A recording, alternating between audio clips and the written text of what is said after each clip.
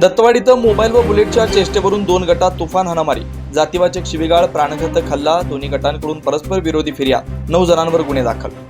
दत्तवाड तालुका शिरोळ इथं मोबाईल व बुलेट मोटरसायकलची चेष्टा करण्याच्या कारणावरून दोन गटांमध्ये तुफान हाणामारी झाली। या घटनेत दोन्ही गटांकडून प्राणघातक हल्ला करून एकमेकांना गंभीर जखमी करण्यात आलं। या प्रकरणी कुरुंदवाड पोलीस ठाण्यात परस्पर विरोधी फिर्यादी दाखल झाल्या असून 6 जणांवर विविध कलमांखाली व 3 जणांच्यावर अनुसूचित जाती जमाती अत्याचार प्रतिबंधक कायद्याअंतर्गत गुन्हे दाखल करण्यात आले।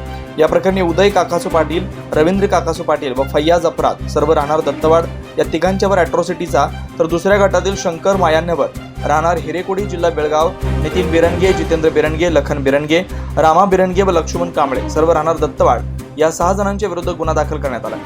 दत्तवाड येथील शुभ्रा बियर बार इथं मंगळवारी रात्री 10:30 वाजण्याच्या सुमारास ही घटना घडली।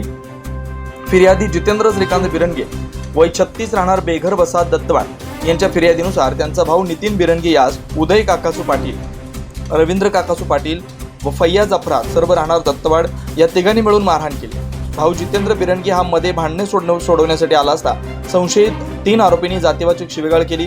आरोपी उदय पाटील यांनी हातातील ज्वलनशील पदार्थ त्यांच्या डोळ्यात टाकून डोक्यात काचेची बाटली फोडून गंभीर जखमी केल्याचं फिर्यादीत म्हटलंय। दुसरीकडे रवींद्र काकासू पाटील वय 37 राहणार दत्तवाड यांनी दिलेल्या तक्रारीनुसार हॉटेल शुभ्रा बियर बार समोरील गार्डनमध्ये शंकर मायांवर राहणार हिरेकोडी जिल्हा बेळगाव, नितीन बिरनगे, जितेंद्र बिरनगे, लखन बिरनगे, रामा बिरनगे व लक्ष्मण कांबळे सर्व राहणार दत्तवाड या 6 जणांनी मिळून त्यांच्या मोबाईल व बुलेटची चेष्टा करत शिवीगाळ केली।